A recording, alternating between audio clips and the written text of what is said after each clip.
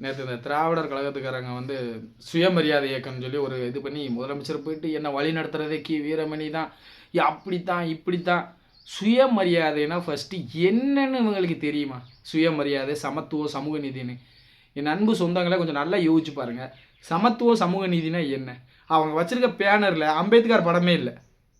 அண்ணன் திருமாவளவன் அங்கே போய் வாய்க்கிலேயே பேசிக்கிட்டு இருக்காரு. ராசா அண்ணன் போய் வாய் பேசுகிறாரு, முதல்வர் மு க ஸ்டாலின் பேசுகிறாரு. அம்பேத்கர் படம் இல்லை.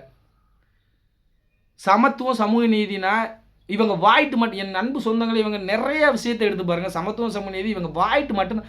அதுலேயும் அண்ணன் திருமாவளவன் அண்ணா, நீங்கள் எதுக்காக கட்சி ஆரம்பிச்சிங்கன்னே தெரியலண்ணே. ஏன்னா உங்கள் மேலே இருக்கிற மதிப்பு மரியாதை கொஞ்சம், உங்களோட மதிப்பு மரியாதையும் நீங்களே குறைச்சிக்கிட்டே இருக்கீங்கண்ணே. தயவு செஞ்சு ஓய்வு பெற்றுடலாம். ஏன்னா நீங்கள் வந்து டிஎம்கேவோட கொத்தடிமை கூட்டத்துற மாதிரி டிஎம்கேக்காரங்க கூட இந்த லெவலுக்கு முட்டு கொடுக்க மாட்டாங்க அவங்க பண்ணுற தப்புக்கு.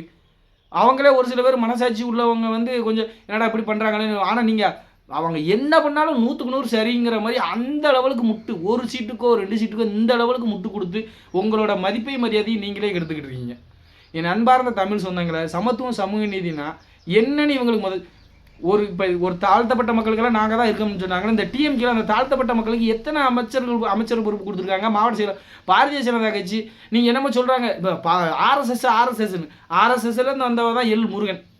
ஆர்எஸ்எஸ் வந்து அது வந்து ஒரு பெரிய அந்த பெரிய ஜாதிக்காரங்களுக்கு, உயர்ந்த ஜாதிக்காரங்களுக்கு, தாழ்ந்த ஜாதி மக்கள் எல்லாமே அவங்க அடிமை. அந்த ஆர்எஸ்எஸ்ல இருந்தவர் தான் எல் முருகன். ஒரு தாழ்த்தப்பட்ட வகுப்பை சேர்ந்தவரை மாநில தலைவரை ஆக்கி அளவு பார்த்து 2 டேமாக இப்போ மத்திய அமைச்சர் ஆக்கி அளவு பார்த்துக்கிட்டு பிரதமர் நரேந்திர மோடியோட ரைட் ஹேண்டாக வச்சுக்கிட்டு இருக்காங்க. அப்போ அந்த சமூகத்தை எந்த லெவலுக்கு பாரதிய ஜனதா கட்சி பார்த்துக்கிட்டு இருக்குன்னு பாருங்கள், ஆர்எஸ்எஸ் பார்த்துக்கிட்டு இருக்குன்னு பாருங்கள். இது சமூக நீதியாக, சமத்துவமாக?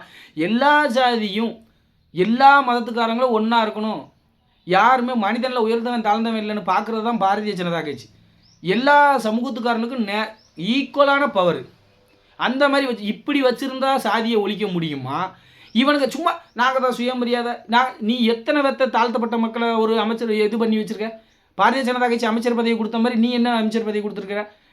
ஒரு பொதுச் செயலாளர் ஆகுதுக்கு அண்ணன் ராசாவுக்கு தகுதி தராமல் இல்லையா? அவருக்கு திறமை இல்லையா?